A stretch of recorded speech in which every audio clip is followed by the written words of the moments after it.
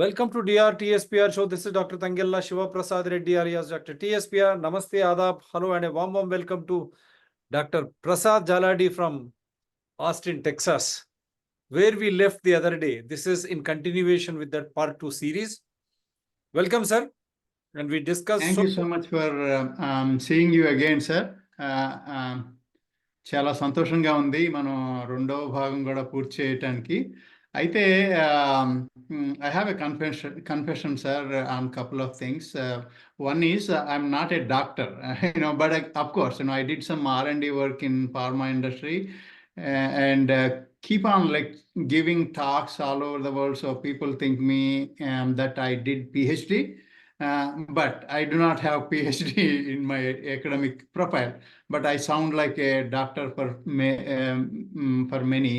They keep on saying that, but I just want to be honest and correct.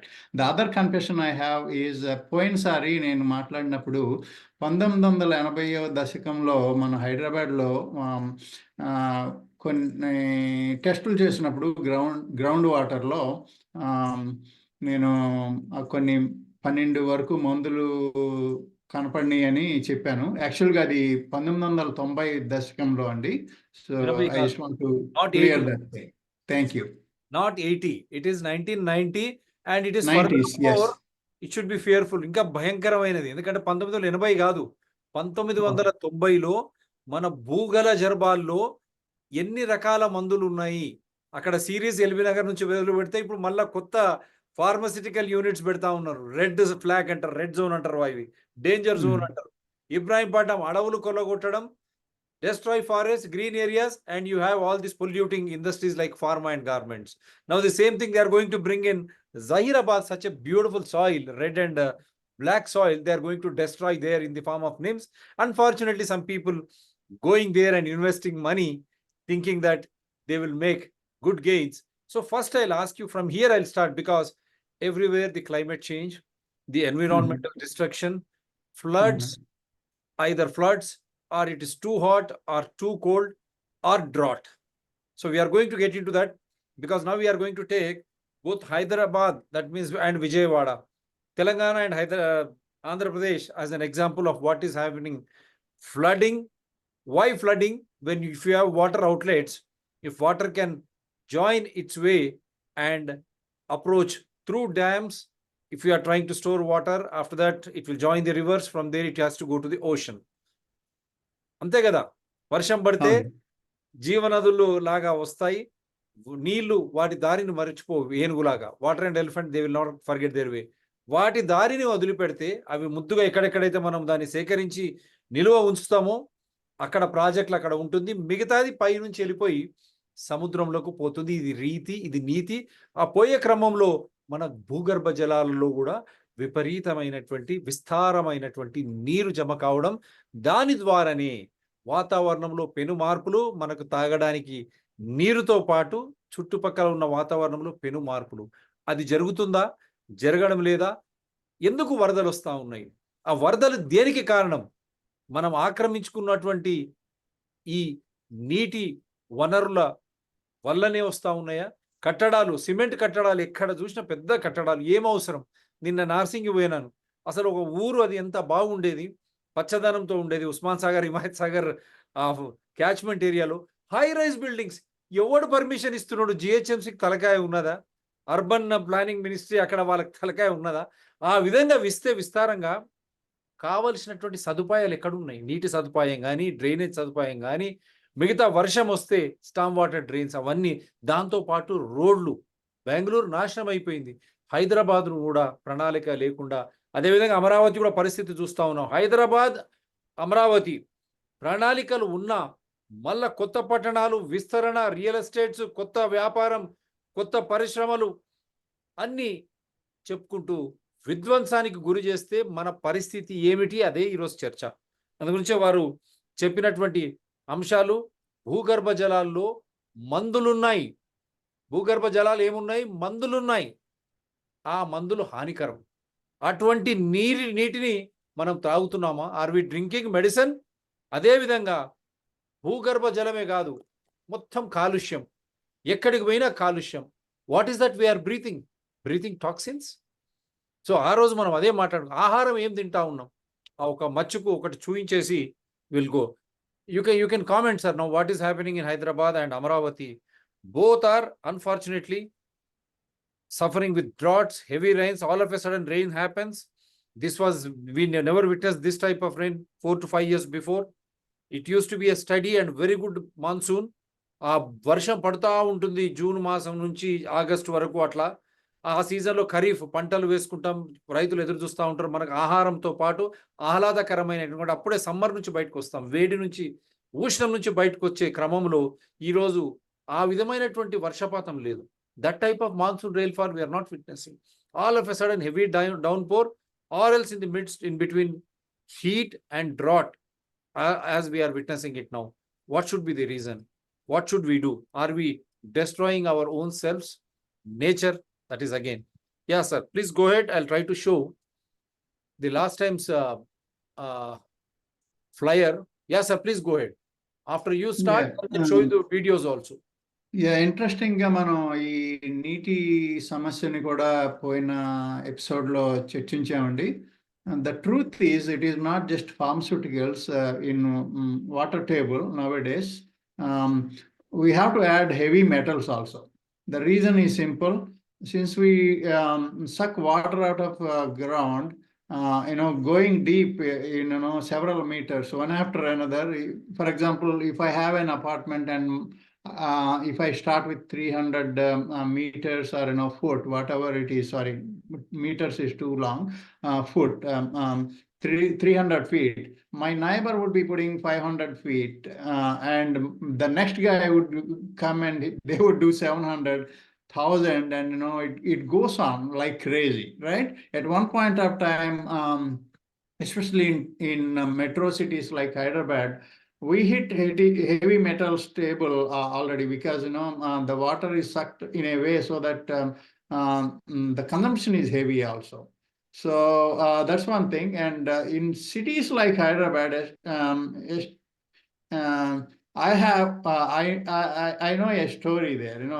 This is real thing. Everybody knows it. We're all buying water by tankers, right? So we forgot a thing, that we are losing groundwater forever since 1990s. So this is a very dangerous situation. It's not just the medicine thing. We are also pulling out through water the heavy metals, which is obviously are getting into our drinking water also. Maybe we are using for some other things, but these are all very dangerous, right? These heavy metals give cancer and other things. If you look at the cancer profiling, etc., and the growth of cancer in recent decades, that's one of the reasons, right? So we are doing that indiscriminate consumption of water, going to the deeper levels, and we are not giving soil to replenish that groundwater at all, because of our population of densities in cities, so on and so forth. This is a dangerous bell. High-rise buildings, బహుళ Yes, of course. So yeah, బహుళంతస్తుల భవనాలు ఎందుకు హైదరాబాద్ లో 4 ప్రాంతాల్లో it can spread. You can decentralize. right. Why you are trying to concentrate only on one, like financial district and all that nonsense? And high-rise Yeah. buildings, from where can you get water? As you right said, there is no chance for replenishing water. భూగర్భ జలాల నీటి ఇంకడానికి అక్కడ ఛాన్సే లేదు. బహుళంతస్తుల భవనాలు ఎందుకు అవసరం? Sir please. The problem is we figured out 70% of growth, generally employment, property values, and other things, industries are being brought into the cities and into the towns, which became cities, and now they are called as metro cities. And they became economic engines. They provide 70% of economy to many states. That is one thing. At the same time, we are bringing up the same percentage of pollution also into the city. So this is a dangerous game that we are playing with ourselves on the name of development. we need to have checks and balances. Urbanization seems to be good, and it is going to grow according to world statistics to another level in next couple of decades. It seems so. But again, we need to look into the infrastructure development, etc. We have issues with the transportation. We have issues with drinking water, air pollution, and mobility and everything. You can pour money into different pieces and say we are developing, but it is not enough. So sometimes we need to design for de-urbanization also, because if we ignore that, we are creating centers of pollution, not the development. So we need to do those things. These are all the silent ప్రగతి metrics that మార్గం we కాదు, need to. కాలుష్యం అని చెప్తా ఉన్నారు ప్రసాద్ గారు. మనం Yeah. ప్రగతి అని చెప్పి పెద్ద పెద్ద బహుళ జాతి బహుళ బంగళాలను చూస్తా ఉన్నాము. బహుళ అంతస్తుల బంగళాలు, మళ్ళీ పెద్ద పెద్ద కార్లు, ఎక్కడ చూసిన మాల్స్. ఇది కాదయ్యా, ఇది అభివృద్ధి పేరు మీద వినాశనం. కాలుష్యమే పెద్ద ఎత్తున మనకు వినాశనం అని చెప్పి వారు చెప్తా ఉన్నారు. కొన్ని వీడియోలు వారు పంపించింది, ఒక్కొక్క వీడియో చూసి మనం ప్లే చేసి వారిని అడుగుదాం. ఇది చేయమంటారా, ఇది చేయమంటారా సార్? Yeah, రెండు వచ్చాయి.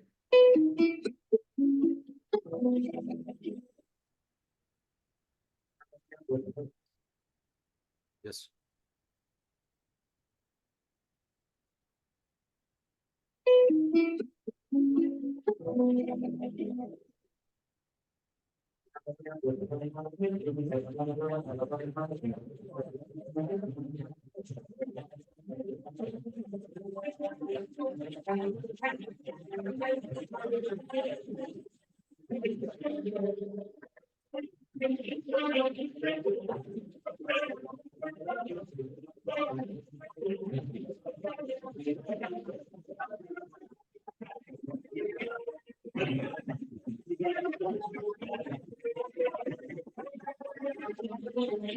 మనం వరదల గురించి మాట్లాడాం కదండి, అదే సిచ్యుయేషన్. హీట్ మూలాన అడవులు తగిలిపడిపోతున్నాయి, అలాగే కరువులు వస్తున్నాయి.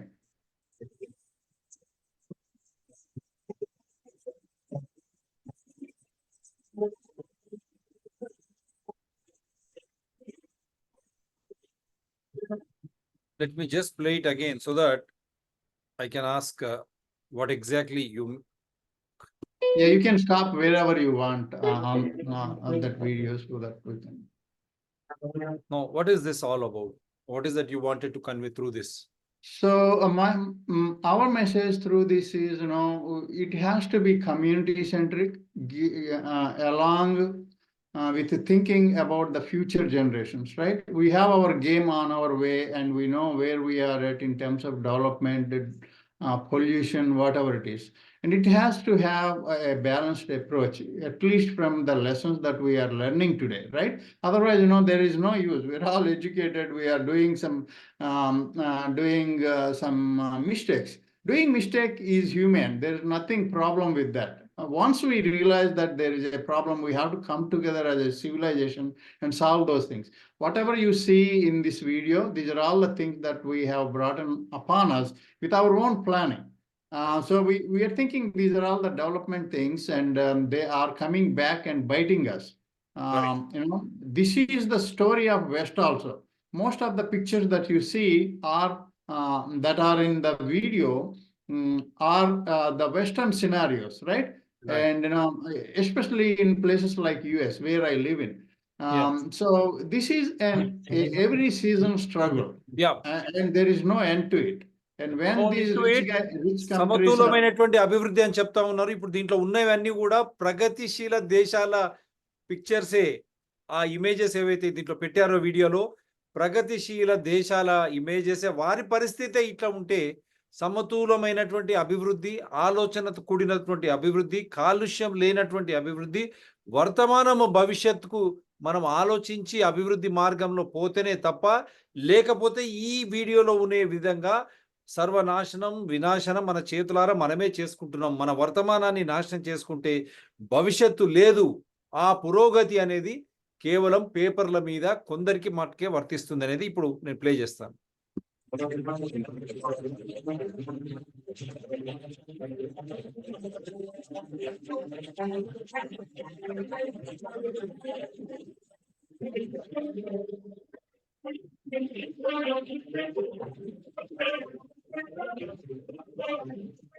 What is this actually you wanted to say? అంటే ఏం సో చెప్పదలుచుకున్నారు? ఇది ఎన్వైరన్మెంటల్ జస్టిస్ అంటారండి. ఇది చాలా మందికి తెలుసు. ఏంటంటే మనం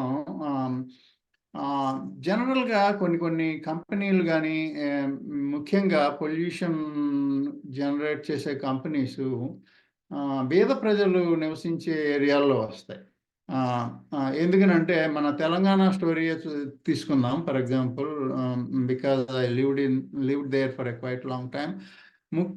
ముందుగా మన యూనో మీరు ఇదివరకు ఎపిసోడ్‌లో గూడా చూపించారు మీ వ్యూవర్స్‌కి హైదరాబాదు ఎంత బాగుండేది, ఆ వాతావరణం ఎంత ఆహ్లాదంగా ఉండేది, కొన్ని ప్రదేశాలు ఎంత అందంగా ఉండేవి అని. సో, ఈ జనసాంద్రత పెరగటం మూలాన అందరికీ ఉద్యోగాలు ఒకే ప్రాంతంలో దొరకటం మూలాన ప్రభుత్వాలు గూడా ఇది బేరన్ ల్యాండ్ ఉంది, కొండలు, రాళ్ళు, గుట్టలు, ఎవరికీ పనికిరాని ప్రదేశం అని మంచి ఆలోచనతో మొదలుపెట్టినా దీనిలో ఏంటంటే ఒక సిస్టమాటిక్ అప్రోచ్ పోయింది. Scientific when I say systematic we have to have a scientific approach. అతి సర్వత్ర వర్జయే. ఎందుకంటే మన దగ్గర బుర్రుంటే సరిపోదు. వీటిల్ని ఈ ప్రాబ్లమ్స్ వచ్చినప్పుడు సాల్వ్ చేయటానికి డబ్బులుండాలి. తర్వాత ఈ తెలివితేటలు ఉన్నవాళ్ళు స్వార్థం లేకుండా పనిచేయాలి గూడా ఈ విషయాల్లో. ఇదివరకు మీకు గుర్తుందో లేదో 'నాగార్జున సాగర్' లాంటి ప్రాజెక్టులు కట్టినప్పుడు మన చిన్నప్పుడు వాటిని బహుళార్థ సాధక ప్రాజెక్టులుగా కొనియాడేవాళ్ళం. ఇవాళ ఏమైపోయిందంటే ఇది ఆహ్, హ్మ్, నా అక్రమ వ్యాపారం, నా అక్రమ ఆర్థిక అభివృద్ధి స్కీమ్ కింద ఇవన్నీ తయారైపోయినాయి చాలా వరకు అభివృద్ధి పేరు మీద. సో, దీంట్లో ఏమంటే మనం అందరం కలిపి సమాజంగా ముఖ్యంగా మేధావులు ఈ ఈ ఈ ఎన్వైర్న్మెంటల్ సైడ్ ప్రాజెక్టులు ఏ కంపెనీకైనా పర్మిషన్ ఇచ్చే ముందు ఈ ఈ పర్మిషన్ల ముందల పీసీబీ వాళ్ళు, వేరే వాళ్ళు అందరూ వచ్చి వచ్చి ఒక మీటింగ్ లాగా పెడతారు కదా! సో, పెట్టినప్పుడు అందులో మేధావులు ఉండవట్లేదు. ఉన్న వాళ్ళకి వాయిస్ ఇవ్వట్లేదు. సో, ఇదేంటంటే నిర్ణయం ముందలే జరిగిపోతుంది. అమలు వెంటనే జరిగిపోతుంది. ఈ మీటింగ్ అయిపోంగానే. సో, దానివల్ల ఉపయోగం ఏముంది? ఇప్పుడు దానివల్ల బాధితులు ఎవరైతే ఉన్నారో వాళ్ళ గోడు చెప్పుకుంటారు. దానికి ఈ విధానం పాశ్చాత్య దేశాల్లో కూడా ఉంది. కాకపోతే ఇక్కడ విధానం కొద్దిగా మనకంటే ఓపెన్‌గా ఉంటుంది. దానికోసం గట్టే అబ్జెక్షన్‌లొస్తే కొద్దిగా టైం తీసుకొని ఆహ్, ఆహ్, దాని మీద నిర్ణయం తీసుకుంటారు. ఎందుకంటే ముందు అది ముందుకు వెళ్ళినా కూడా కేసులు వేస్తారు ప్రజలు. సో, మన సమాజంలో ఆ భయం ఉన్నా గాని దాన్ని లెక్క చేయట్లేదు. ఇప్పుడు ఎప్పుడైతే సమాజానికి పూర్తి ఇన్వాల్వ్‌మెంట్ లేదో ఆ ఏరియాలో including with experts, these things do happen. Politicians నిర్ణయాలు తీసేసుకుంటున్నారు. వాళ్ళ వాళ్ళ ఆహ్, ఆహ్, వా వాళ్ళ ఏమంటారు? వాళ్ళ సొంత నిర్ణయాలైనట్టు వాళ్ళకే అన్నీ తెలిసినట్టు. We can go on giving so many examples in and around for those things. Okay. కొన్ని నిర్ణయాలు మంచివే ఉన్నవి. అవి కాదంటలేదు. కానీ లాంగ్ టర్మ్ వ్యూలో చేసిన హ్మ్, హ్మ్, చాలా కానీ ఈ వ్యవహారాలు రాజకీయ కొద్దిగా నాయకులను వాళ్ళు వస్తారు హస్తదృష్టిపూర్వకంగా పోతారు గానీ, చేసినట్టుగా ఉంటాయండి. కానీ ప్రసాద్ గారు రాజకీయ నాయకులు 5 సంవత్సరాలకు వస్తారు పోతారు గానీ, బాబులు స్థిరంగా ఉండే బాబులు వాళ్ళ రోల్ గూడా చాలా పెద్దది గదా! వాళ్ళ వల్లనే వారు కార్పొరేట్స్‌తో వాళ్ళు ఆ ప్యాంపర్డ్ మీడియాతో కలిసి రాజకీయ నాయకులను కూడా మార్చే ఒక శక్తిగా తయారైనారు గదా! దాన్ని ఎట్లా జూస్తారు? ఈ అది ఎన్విరాన్మెంటల్ జస్టిస్, ఈ పర్యావరణం కావాల్సినటువంటి న్యాయము ఇటువంటి వాళ్ళు సుస్థిరంగా ఉన్నందుకు కూడా దెబ్బతీస్తుందంటారా? అంటే ఇది ఈ ఈ దౌర్భాగ్యం ఒక్క రోజులో వచ్చింది కాదండి. ఇది గత శతాబ్దాలుగా నాని ఈ విత్తు చెట్టయింది. ఇప్పుడు సమస్య ఏమైందంటే విత్తు ముందా, చెట్టు ముందా అనే సమస్యకొచ్చేసాం. సో, దీనికేంటంటే ప్రజలు వాళ్ళ వాళ్ళ అవసరాల కోసం అట్ ద సేమ్ టైమ్ వీళ్ళందరూ బ్యూరోక్రాట్స్, వీళ్ళందరూ గూడా చదువుకున్న వాళ్ళు. అన్‌ఫార్చునేట్‌గా ఏమైందంటే వీళ్ళు వాళ్ళ వాళ్ళ వాళ్ళ ఆలోచనలు మానేసి వాళ్ళకి త్వరలో ఏది ఉపయోగపడుతుంది, ఈ పొలిటీషియన్స్ మాట వింటే వాళ్ళకి ఎలా బెనిఫిట్ జరుగుతుంది, ట్రాన్స్ఫర్లు ఎలా ఆపుకోవచ్చు. ఫర్ ఎగ్జాంపుల్ కొన్ని ఏరియాల్లో లంచాలు ఎక్కువగా వచ్చేలాగా ఉంటే అక్కడే ఉంటే ఎంత సంపాదించుకోవచ్చు.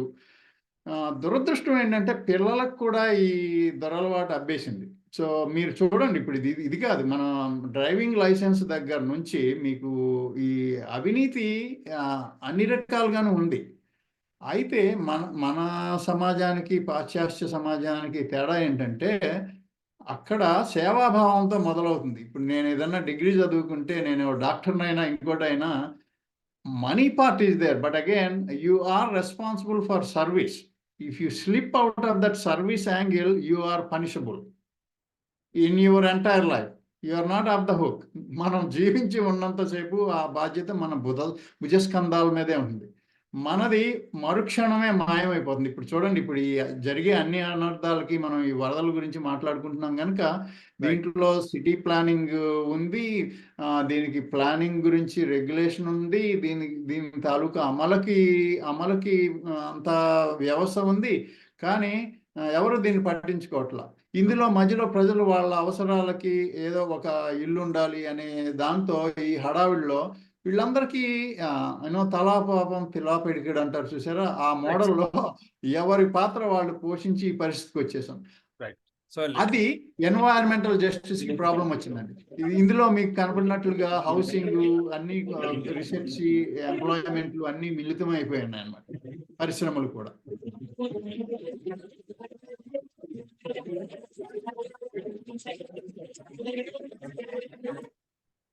సో ఇక్కడ వరకు we made plastic, we depend on it, now we are drowning in it. అంతకుముందు మంటలు, అడవులలో మంటలు, అంతకుముందు ఎక్కడ చూసిన భూమి మొత్తం ఎండిపోయి డ్రాట్ ప్రోన్ అయిపోయింది. దానికి ముందు బీభత్సమైనటువంటి వరదలు, మరి దాని మీద ప్లాస్టిక్. అయితే ఒక్క విషయం అండి, అది పాస్ట్ టెన్స్ కాదు, ప్రజెంట్ కంటిన్యూస్ టెన్స్ లో ఉంది. ఏది ఇంతకు ముందు ఉన్నాయి, మనం అడవులు ఇంకా తగలబడుతున్నాయి, వరదలు ఇంకా వస్తున్నాయి, వాతావరణం ఇంకా పాడవుతుంది. సో ఆ తర్వాత మనమే ఈ ప్లాస్టిక్ కన్వీనియన్స్ కోసం మొదలు పెట్టాం. సో మనం పోయినసారి కూడా ఈ సబ్జెక్ట్ కొద్దిగా టచ్ చేసామండి. దాని విషయం ఏంటంటే, ఇది చాలా డేంజరస్ వ్యవహారం. అందులో మామూలుగా మనం ప్లాస్టిక్ బాటిల్ ఆ పట్టిని వదిలేస్తే వాటర్ పెట్టి, అందులో నీళ్ళల్లో ప్లాస్టిక్ కరిగిపోతుంది. అది కరగదని అనుకుంటాం కానీ అది కూడా కరిగిపోతుంది.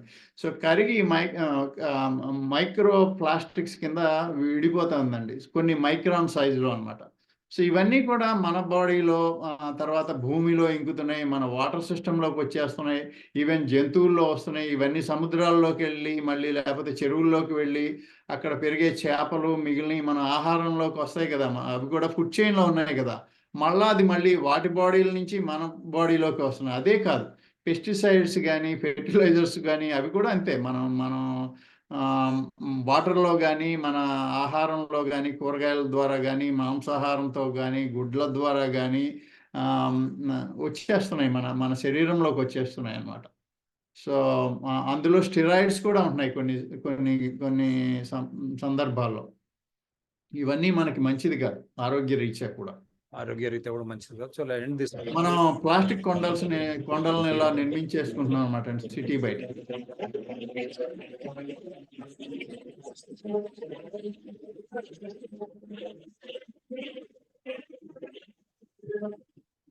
సో ఇందులో చివరిగా చెప్పిన అంశం ఏంటంటే, మనకున్న అనుభవాల దృష్ట్యా కొత్త ఆలోచనలతో మనం మారి సమాజాన్ని మార్చి, దానికి తగ్గట్టుగా పరిశ్రమలను కూడా మార్చి, దాంట్లో కూడా లాభం ఉంది. ఎందుకంటే that is going to be a new industry again. So ఈ పొల్యూషన్ ఇవాళ రేపు పోయేది కాదు, కొన్ని దశాబ్దాలు ఉంటుంది.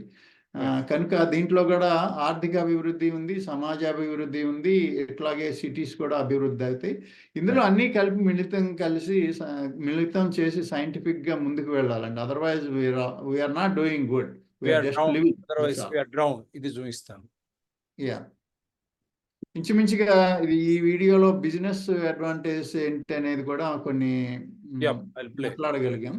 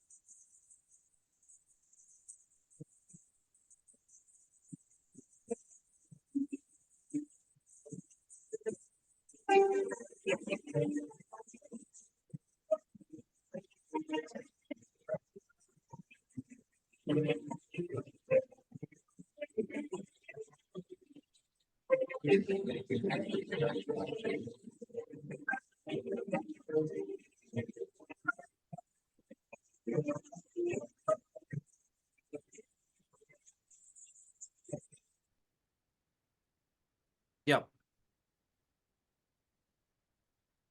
So what is the solution? I'll just So last part of the మనం I'll just pray from here. yeah.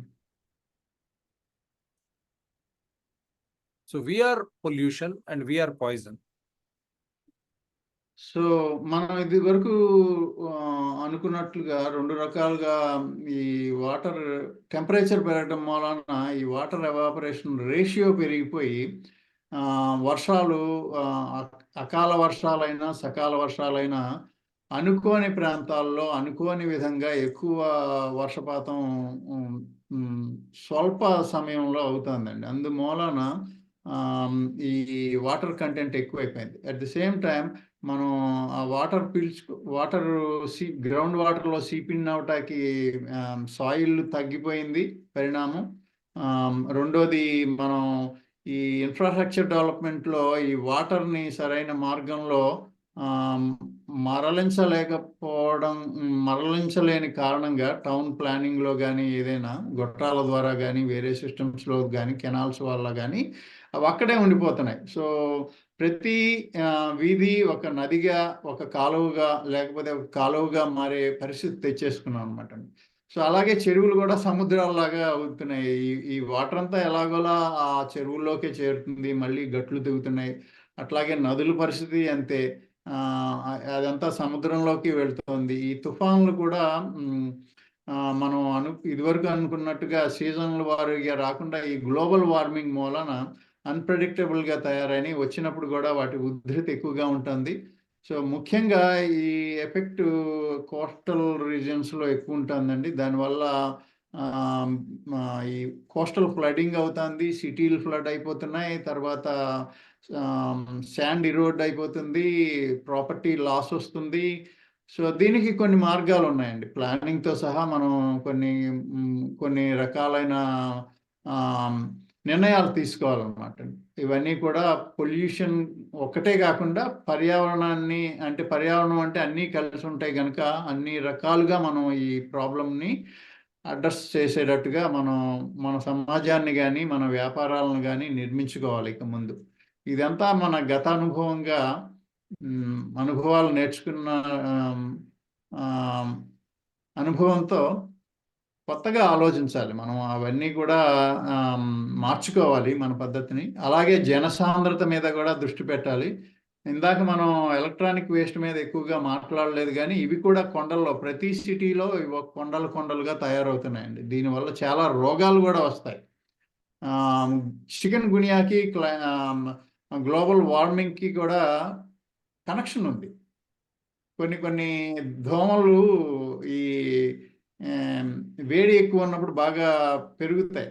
అవి కుడితే ఇప్పుడు డెంగ్యూ ఫీవర్ లాంటివి వస్తాయన్నమాట. ఇవన్నీ కొత్త వ్యాధులు. సో దానికి లింక్ ఉన్నదని ప్రజలకు కూడా మనం తెలియజెప్పాలి. ఇది ప్రతి వాళ్ళ బాధ్యత. స్టూడెంట్స్ ఇన్వాల్వ్ అవ్వాలి, ఇండస్ట్రియలిస్టులు ఇన్వాల్వ్ అవ్వాలి, గవర్నమెంట్లు ఇన్వాల్వ్ అవ్వాలి, బ్యూరోక్రాట్స్ ఇన్వాల్వ్ అవ్వాలి. ఇది ఎందుకు ఈ విధంగా చేయాలంటే ఇది సమాజం సమస్య, మన సమస్య అండి. సో దీనిలో యుఎన్ ఎస్డిజీస్ కూడా ఉన్నవి. ఇవి చాలా గవర్నమెంట్లు కూడా ఇంప్లిమెంట్ చేస్తున్నారు. కంపెనీలు కూడా ఈ సస్టైనబుల్ డెవలప్మెంట్ గోల్స్ కింద ఉన్నవి. ఈ వ్యాపారాలు కూడా చాలా అభివృద్ధి పొందితే ఎక్కువ ఇది కూడా వస్తుంది, ప్రాఫిట్స్ కూడా వస్తాయి, లాభాలు కూడా ఉన్నాయి. ఇవి CSR, ESG, environmental social government లాంటి ఫ్రేమ్వర్క్స్ ఆల్రెడీ ఉన్నాయి. సెబీ అన్ని కంపెనీలని అడుగుతోంది కదండి, పబ్లిక్ లిస్టెడ్ కంపెనీల్లో. ఇక్కడ ఇక్కడ కూడా పాశ్చాత్య దేశాల్లో కూడా అదే ఉంది. But So, where is మనకు that కూడా corporate? SEBI Where is that corporate social responsibility? We have seen a fire incident in Andhra Pradesh. How good that corporate responsibility of that company is when you compare the same type of packages of relief or whatever you say in comparison to America with India. That is not happening. The CSR Yeah, is totally different. That should not happen, kada? అవును, అంటే అవ్వట్లేదని చెప్పలేం, కానీ నిర్లక్ష్యం అయితే పెరిగిందండి. ఉండటానికి ఉన్నాయి, మనకి రూల్స్ లేక కాదు, ఇంప్లిమెంటేషన్ తో ప్రాబ్లం అంత వస్తుంది. పెద్ద ఫైర్ ఇన్సిడెంట్ అక్కడైంది, మళ్ళీ హైదరాబాద్ అయింది. ఇప్పుడు ఫ్లడ్స్ రాగానే అది మర్చిపోయారు. కానీ వాళ్ళ బాధలు 40 మంది పైన బర్న్స్ ఇంజురీస్ తో వాళ్ళంత లాభాలు చేసుకొని ఒక ప్రాణం విలువ. అమెరికాలో యుద్ధాలే అవుతాయి, మరి భారతదేశంలో అటువంటి ప్రాణాలకు విలువ లేదంటారా? Don't you think lives are precious? People have forgotten that. అయితే ఇందులో ఇది చాలా మంచి క్వశ్చన్ అండి. ఇందులో ఏంటంటే మనం ఇందాక అనుకున్నట్టు మన పాశ్చాత్య దేశాల నుంచి వచ్చే అనుభవాలను కూడా చూసుకోవాలి. ఇవాళ రేపు ఈ వార్తలన్నీ మన గుప్పిట్లోనే ఉంటున్నాయి, మన చేతిలోనే ఉంటున్నాయి. కాకపోతే ఒక చెడుని చూసి మనం మంచి నేర్చుకునే సమయం వెచ్చించట్లేదు చాలా మంది. మనకి ఏమీ కాదులే అనే వ్యవహారంలో ఉన్నాము. అయితే లా కూడా ఇక్కడ అక్కడ కూడా చాలా తేడా ఉంది. నా అనుభవంలో నేను ఒక ఫార్మా కంపెనీని ఇన్స్పెక్ట్ చేయటానికి వెళ్ళానండి. దాంట్లో ఇది చాలా ఇంట్రెస్టింగ్ స్టోరీ. ఒక 70 సంవత్సరాల క్రితం ఆ కంపెనీ అమ్మేశారు, కానీ ఒరిజినల్ కంపెనీ యాజమాన్యం ఇంకా ఉంది. అదే కంపెనీ, ఒరిజినల్ కంపెనీ ఉంది, వేరే వేరే వ్యాపారాలు కూడా చేస్తోంది. అయితే ఇది న్యూజెర్సీలో జరిగిందనమాట అండి ఈ సంఘటన నా అనుభవంలో. అయితే నేను గమనించింది ఏంటంటే 70 ఏళ్ల క్రితం అమ్మబడిన ఆ కంపెనీని 4 సార్లు వేరే వేరే వాళ్ళు కొన్నారు. అంటే 4 సార్లు యాజమాన్యాలు మారినాయి. అయితే ఇందులో గమనించదగ్గ విషయం ఏంటంటే 70 ఏళ్ల క్రితం ఆ పరిశ్రమ నడుస్తున్నప్పుడు యాసిడ్ భూమి మీద పడింది. ఆ యాసిడ్ భూమి మీద పడినప్పుడు ఇక్కడ ఉన్న ఈపీఏ వాళ్ళు అది ఇన్స్పెక్ట్ చేసి, ఆ కంపెనీ మీరే రెస్పాన్సిబిలిటీ, దీన్ని ఈ భూమిని మీరే శుద్ధి చేయాలి అనే కండిషన్ పెట్టి వాళ్ళకి ఫైన్లు వేశారు. అది 4 మేనేజ్మెంట్లు మారిన ఆ 4 మేనేజ్మెంట్లు ఆ రెస్పాన్సిబిలిటీ తీసుకోకుండా ఆ బాధ్యత ఆ బాధ్యత, ముఖ్య విషయం ఏంటంటే ఆ బాధ్యత ఇంకా ఉన్న ఆ ఒరిజినల్ కంపెనీ మీదే ఉంది. నా ఉద్దేశం ఎందుకంటే ఈ విషయం చెప్పడంలో ఏమిటంటే, ఆ బాధ్యత అనేది గవర్నమెంట్ బాధ్యత తీసుకుంది. అదే కంపెనీ ఇప్పటి వరకు మీరు 70 ఏళ్లుగా అదే నేలని బాగు చేయాలంటే ఎంత ఖర్చుతో కూడిన పనో చూడండి. అదే విధంగా 4 కంపెనీలు యాజమాన్యాలు ఎందుకు బాధ్యత తీసుకోలేదంటే, they don't want to take that responsibility. They want to make the culprit company that made that pollution responsible for this thing. అది మన దేశంలో లేదు, మనం ఇంకా మొదలు పెట్టలే. సో దీనికి అన్నిటికీ మనమే కారణం. As you rightly said, right from flooding to pollution, we ourselves are only responsible. No one to blame. If you are ignorant, ignorance is bliss to whom? To your own self, to your kith and kin in the future. So what is that you would like to say before we end? So సమాజంలో ఏమంటారు, మనకు కూడా ఒక పాత్ర ఉందండి. Especially democracy is like A baby. Okay, we think that we just voted and our role is over. Actually it never ends, and it won't even end even after our retirement, because just like I said, democracy is a baby. We need to take care of it every day. If we blink on that, the baby is going to be in trouble, right? So, we may be educated, we may be politicians, we may be engineers, we may be scientists, but this is our responsibility to protect our own communities, working together, learning from our own mistakes, and motivating the people not to do the wrong things, because this affects us collectively, right? ఒక వరద వచ్చిందంటే అది చాలా మంది ప్రజల జీవితాన్ని నాశనం చేస్తుంది. అది పూర్ పీపుల్ని ఇంకా కృంగదీస్తుంది. ఎందుకంటే వాళ్ళకి ఉండటానికి సరైన ఇల్లే ఉండదు. దాని మూలాన దానిపైన ఈ కష్టాలన్నీ వచ్చినాయి అనుకోండి, ఇవన్నీ చాలా ఆర్థికంగా కృంగదీస్తుంది, ఆరోగ్యపరంగా కృంగదీస్తుంది. గవర్నమెంట్ కూడా ఇవన్నీ క్లీన్ చేయాలంటే చాలా ఖర్చు అవుతుంది. ఈవెన్ మనకు అవ్వాలన్నా కానీ చాలా ఖర్చు అవుతుంది. దీనిపైన ఇన్సూరెన్స్లు ఇంకోటి ఉన్నాయి. ఇండస్ట్రీ వైజ్ అవి కూడా ఎఫెక్ట్ అవుతాయి. ఎంతమంది కానీ ఇస్తారు? 1-2 యాక్సిడెంట్లు అయితే ఏదో కారుకో ఇంటికో ఇస్తారు. కానీ ఇంత మాసివ్గా అయితే చాలా కష్టం అండి భరించడం. ఇది వెస్ట్లో కూడా జరుగుతుంది. హ్యూస్టన్ లాంటి సిటీస్లో, తర్వాత అదర్ ప్లేసెస్ కాలిఫోర్నియాలో ఈ కొండల మీద ఇళ్ళు కట్టి ఇవన్నీ విలాసవంతమైన భవనాలు కట్టారు. బాగానే ఉంది కొంతకాలం.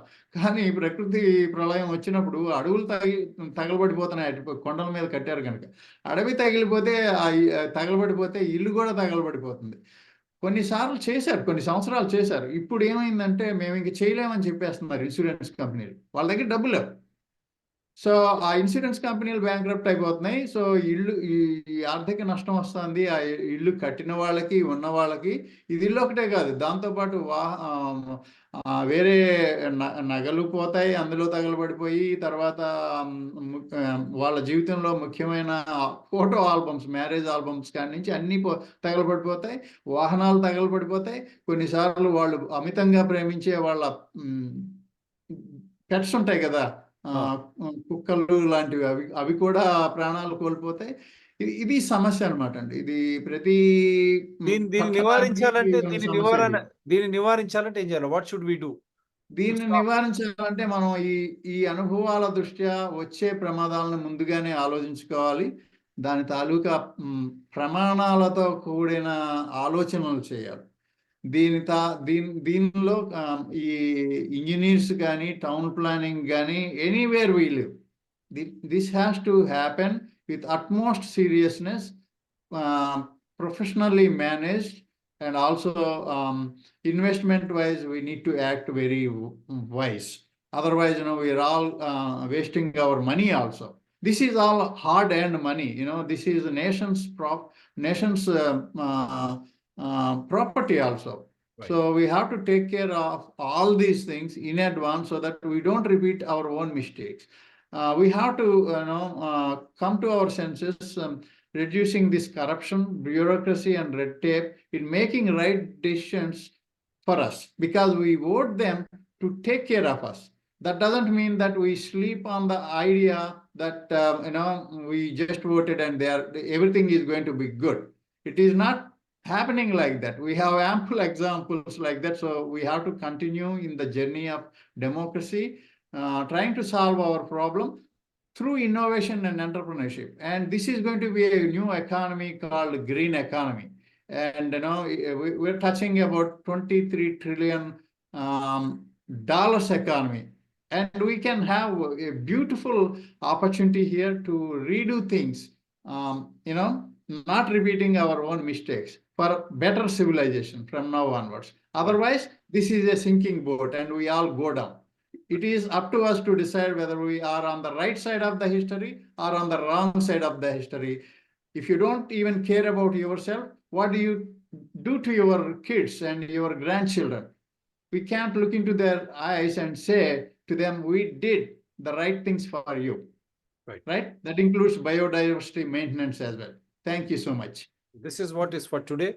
And we only hope we are responsible, eternally responsible, having submitted constitution to ourselves in India, likewise in the entire world. If democracy has to survive, you should become a responsible citizen to take care of yourself and the environment and the coexistential living. That is what symbiosis with nature. Otherwise, we are gone. It's a sinking boat. So wake up. Thank you very much, sir. Do support DRTSPR channels, citizens DRTSPR channels, and environment people DRTSPR channels. They are all in larger public interest. Anyone can participate, differ with us. My number is 9440465339, to which even Google Pay and Phone Pay is attached if you want to support, do support in larger public interest only. Thank you very much, sir. Take care. I can always say Thank you again for the opportunity.